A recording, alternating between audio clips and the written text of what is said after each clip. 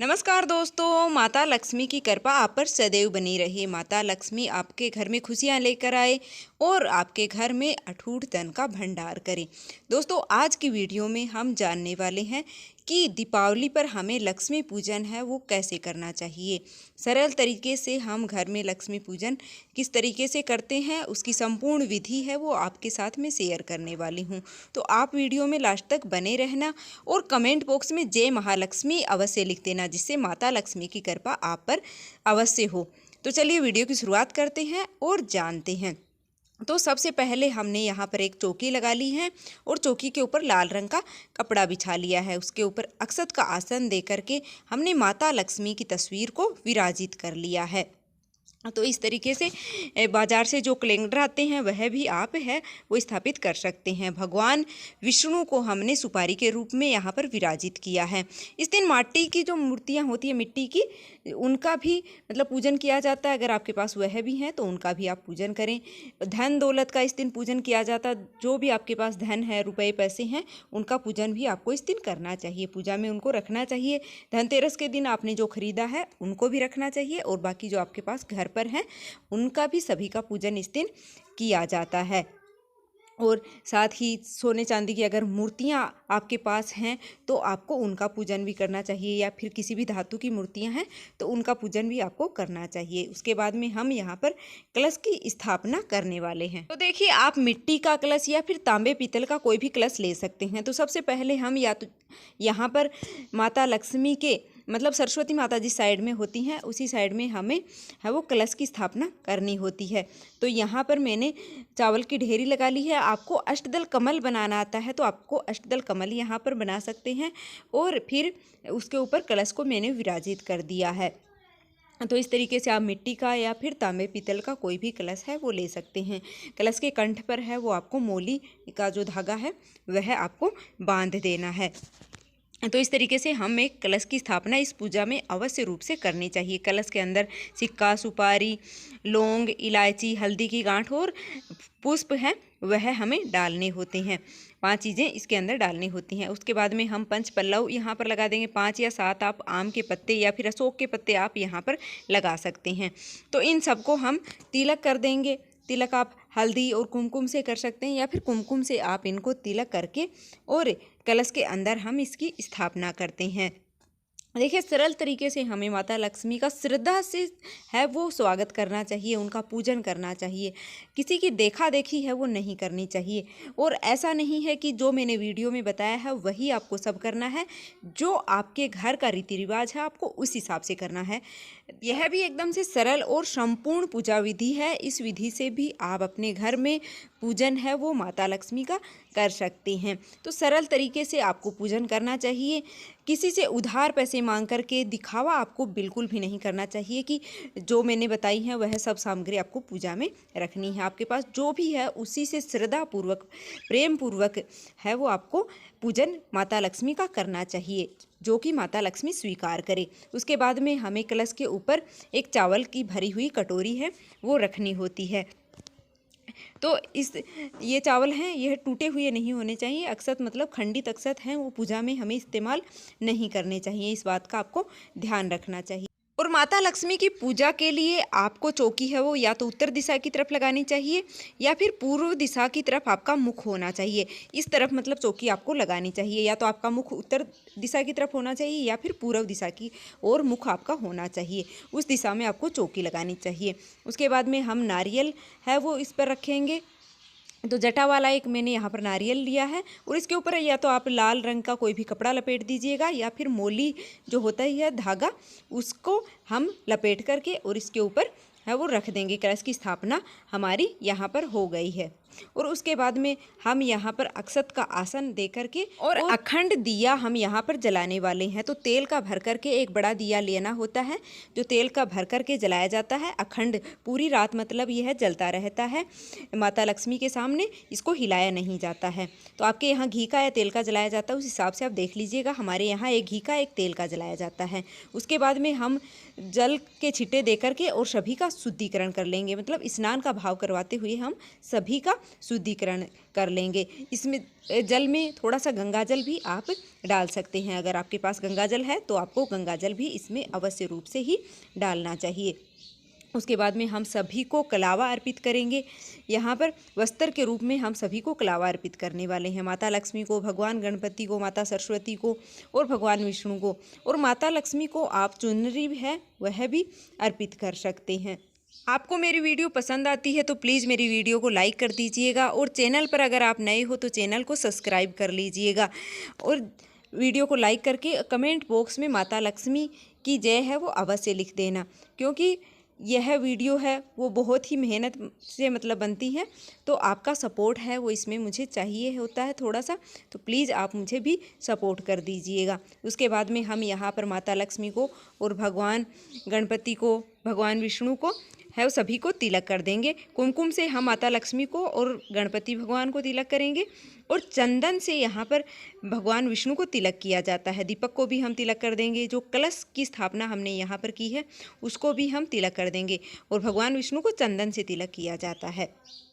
और यहाँ पर आप भगवान विष्णु और भगवान गणपति को जनेऊ अगर आपके पास है तो आपको जनेऊ भी अवश्य रूप से ही अर्पित करनी चाहिए। और तिलक हमने सभी को है वो कर दिया है, तो श्रद्धा और प्रेम है वो आपकी पूजा में अवश्य रूप से होना चाहिए। उसके बाद में अक्षत हमने अर्पित कर दिए हैं। माता लक्ष्मी को यहाँ पर लाल रंग की चुनरी अर्पित कर दी है। उसके बाद में पुष्प हम सभी को अर्पित करेंगे। तो माता लक्ष्मी को कमल का पुष्प है वो बहुत ही ज़्यादा प्रिय होता है, तो आपको कमल का पुष्प अगर आपकी सामर्थ्यता है या आपको मिल जाता है तो आपको अवश्य रूप से माता लक्ष्मी को अर्पित करना चाहिए। और अगर आपको नहीं मिलता है या फिर आपकी सामर्थ्यता नहीं है तो आप गेंदे के फूल या फिर लाल रंग के गुलाब का फूल आप माता लक्ष्मी को अर्पित कर सकते हैं। कलश के ऊपर आपको स्वास्तिक अगर बनाना आता है सही तरीके से तो आपको स्वास्तिक भी बनाना चाहिए। अगर सही तरीके से आपको स्वास्तिक नहीं बनाना आता है तो फिर आप तिलक कर दीजिएगा, क्योंकि अगर सही तरीके से हम स्वास्तिक नहीं बनाते हैं तो उसका फिर कोई भी फायदा हमें नहीं मिलता है। तो आपको सही है वो आता है तभी आपको स्वास्तिक बनाना चाहिए, अन्यथा आप तिलक है वो कुमकुम से इस पर मतलब कलश पर आपको कर देना चाहिए। तो सरल और मतलब सही विधि से ही आपको माता लक्ष्मी की पूजन करनी चाहिए। माता लक्ष्मी को सुहाग का सामान भी अर्पित किया जाता है, तो आप 16 सामग्री जो सुहाग की आती है वह अर्पित कर सकते हैं, या फिर 5-7 हैं। आपको माता लक्ष्मी को सुहाग की सामग्री भी इस दिन अवश्य रूप से ही अर्पित करनी चाहिए, जिससे कि माता लक्ष्मी प्रसन्न होती हैं और हमारे सुहाग को अखंड रखती हैं। उसके बाद में हम यहाँ पर माता लक्ष्मी की कुछ प्रिय चीज़ें हैं वह भी अर्पित कर रहे हैं।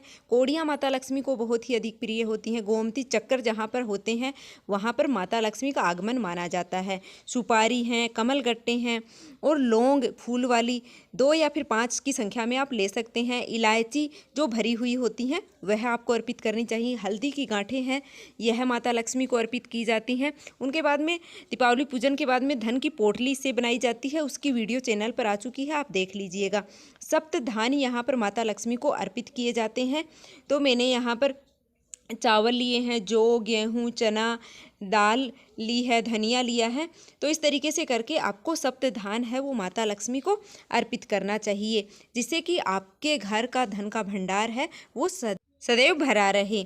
तो माता लक्ष्मी को यह सप्त धान या फिर 5 भी आपके पास सप्त नहीं मिल पाते हैं मतलब, तो आपको 5 है कुछ मतलब अन्न अवश्य रूप से अर्पित करना चाहिए। उसके बाद में खील बतासे का भोग यहाँ पर माता लक्ष्मी को अर्पित किया जाता है।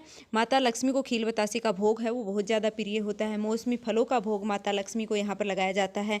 और मिठाइयाँ हैं जो भी आप बाज़ार से लेकर आते हैं या फिर आप घर पर बनाते हैं वह भी माता लक्ष्मी को अर्पित करनी चाहिए, क्योंकि माता लक्ष्मी को इन चीज़ों का भोग है वो दीपावली के दिन लगाया जाता है। हमारे यहाँ दीपावली के दिन चावल का भोग माता लक्ष्मी को अवश्य रूप से लगाया जाता है। तो आपके यहाँ अगर है ऐसा रिवाज तो आपको भी चावल का भोग माता लक्ष्मी को लगाना चाहिए।